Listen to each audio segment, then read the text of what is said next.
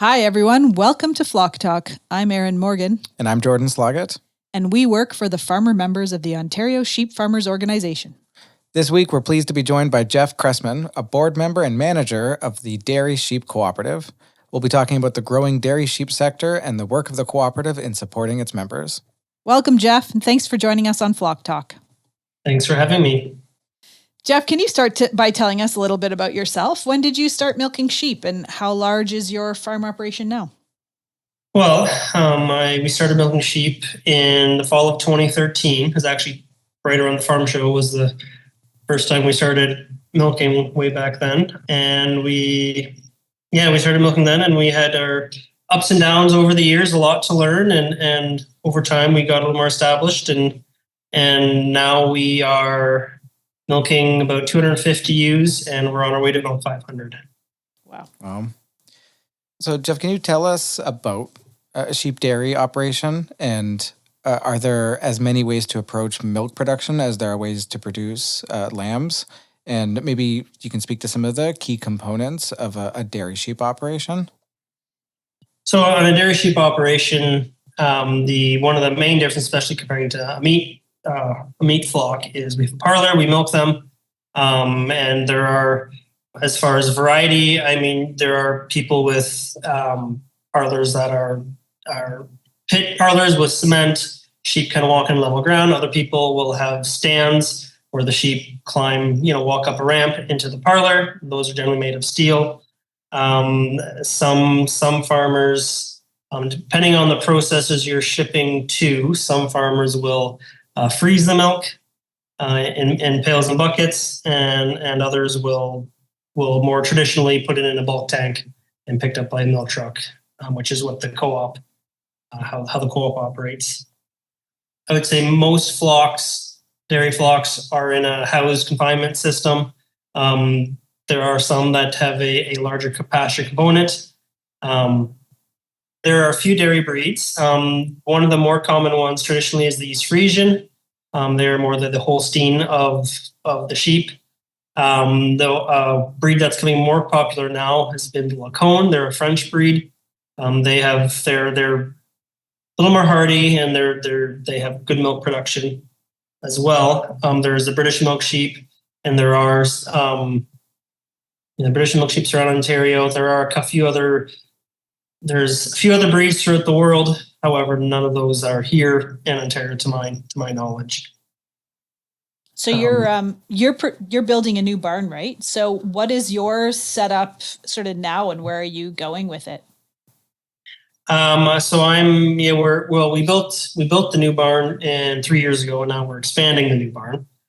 So we have a parlor, a cement parlor, double 28 rapid exit. So we can put 56 ewes in the parlor at a time.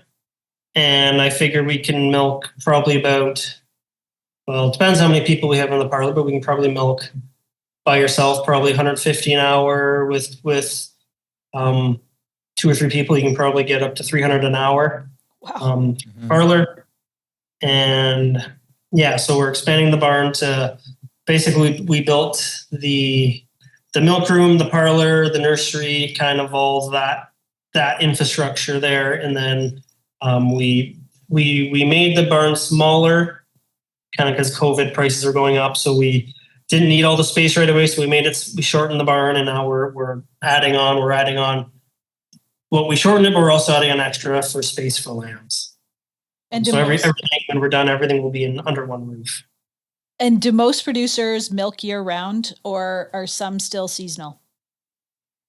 Both. Most milk year round, and that's generally the way the industry is trending. I mean, generally speaking, processors want consistent milk supply as much as possible.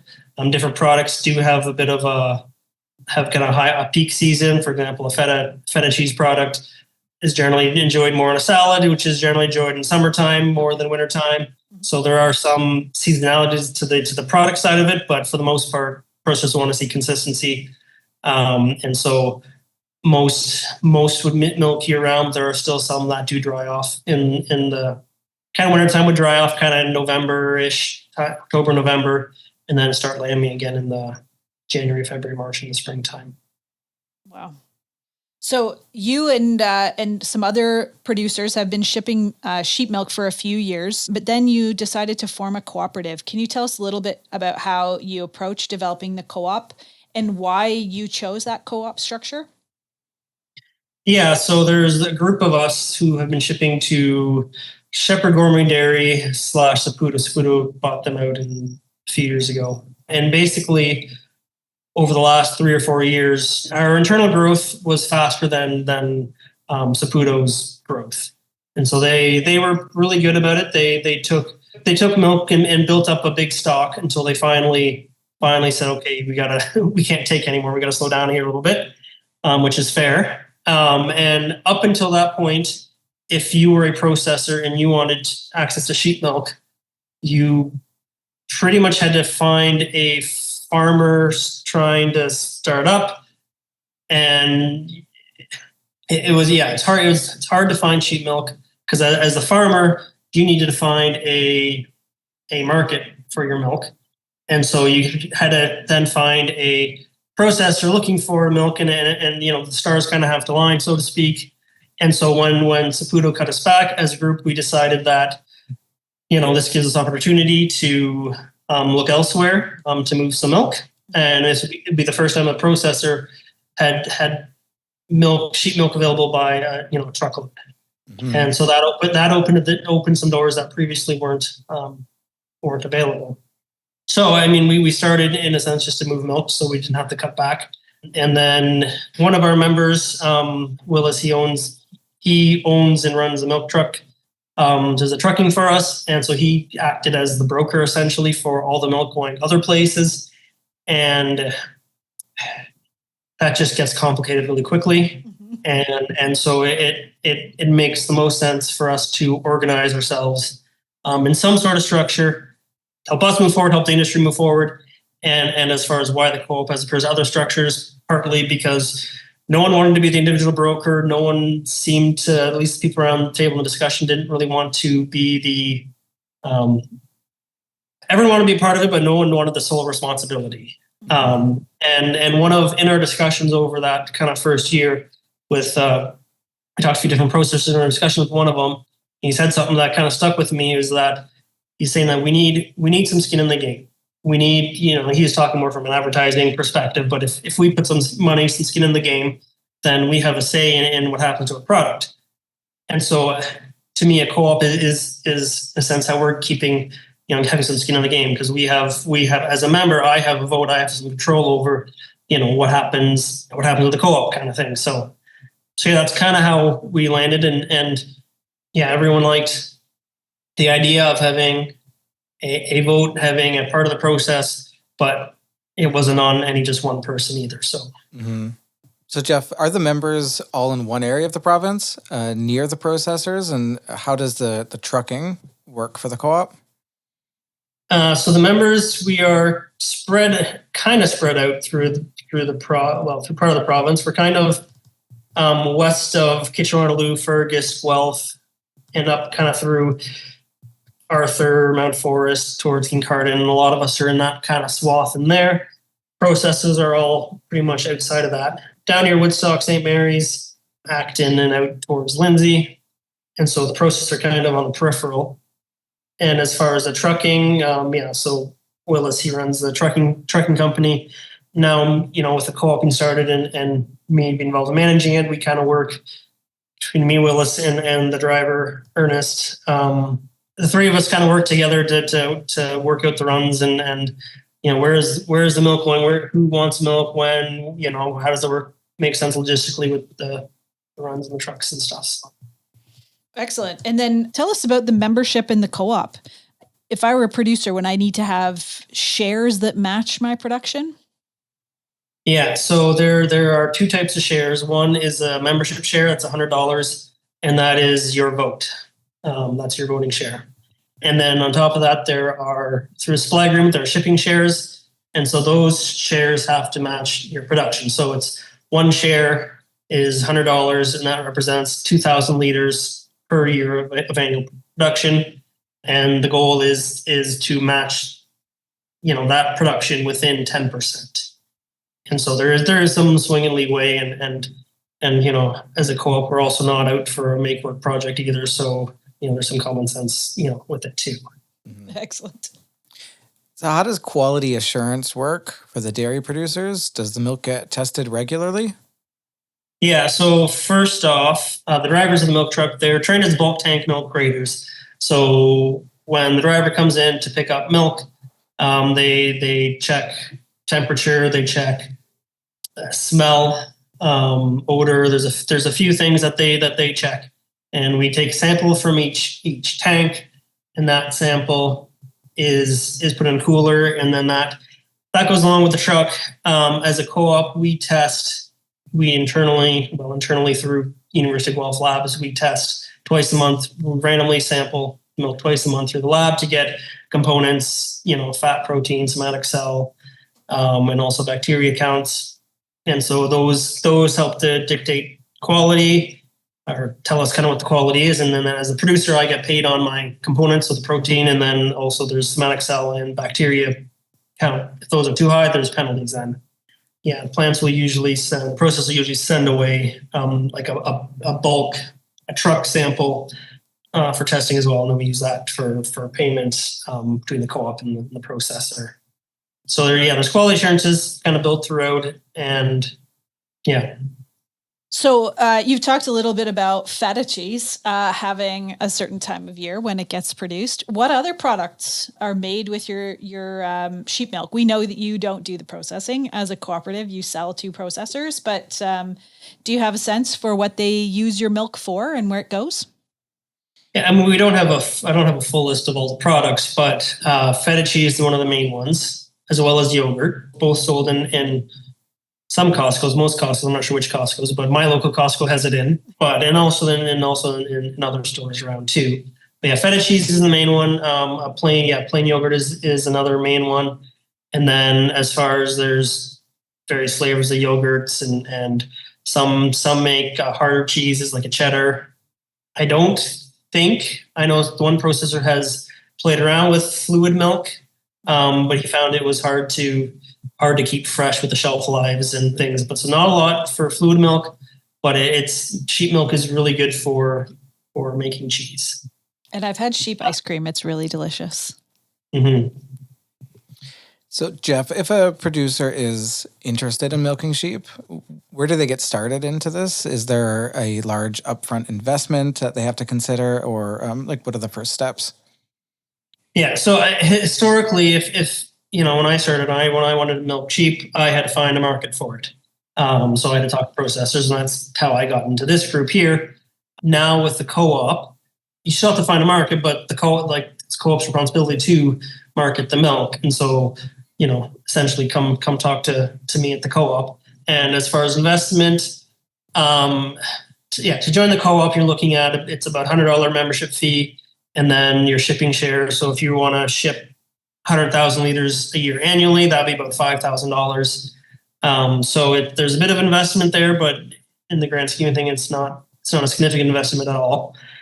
As far as, you know, as your farm, there is more investment compared to meat sheep. You need a parlor, bulk tank, milk system, and all that costs more money than you might like. Now, there's a variability in the level of investment. You know, there's people who have, you know, automated feed system, automated bedding systems, you know, the whole 9 yards, versus, you know, other people who are on pasture most of the year and you know, have a metal stand where you run up, you know, the sheep run up on kind of thing. So there is a wide range of, you know, what people do. Most farms, at least in the co-op, they generally have a pit parlor built of cement, and so there is some investment in that. Mm-hmm. Yeah. Jeff, you mentioned people can reach out to you. How can people find you, and how can people learn more about the co-op? Well, you can go to our website, dairysheep.ca. There's an info, or there's a contact page on there, but like my email is jeff.cressman@dairysheep.ca. Email is probably good as way. We have a phone number too.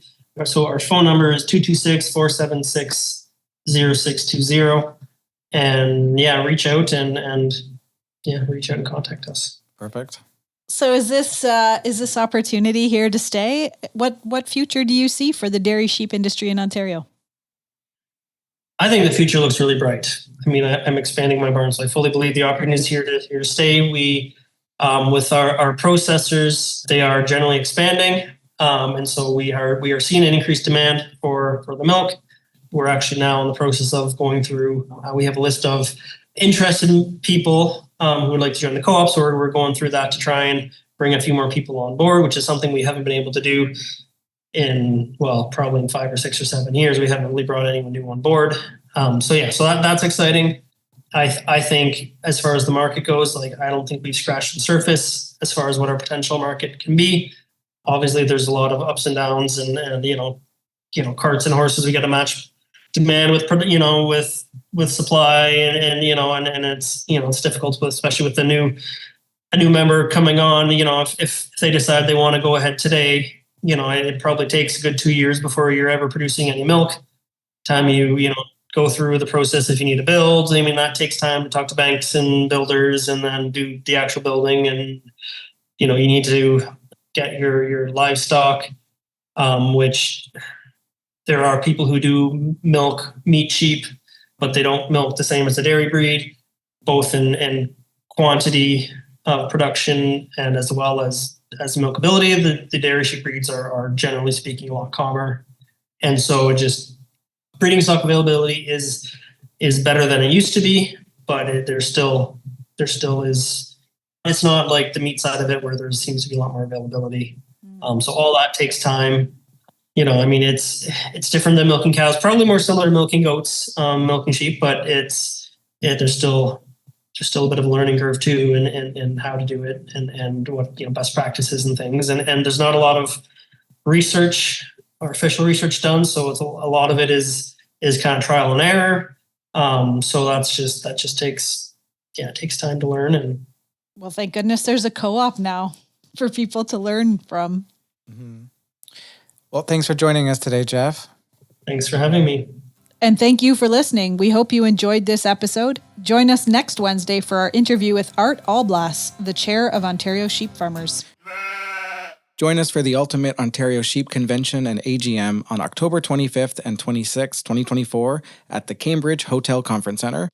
This year's theme is Unlocking Profit Potential, and we've got a new format. The AGM kicks off Friday afternoon, followed by a banquet that evening. The convention continues Saturday with keynote speaker Dr. Mark Ferguson from NextGen Agra, and we'll have 2 satellite locations this year in Eastern Ontario and Northern Ontario.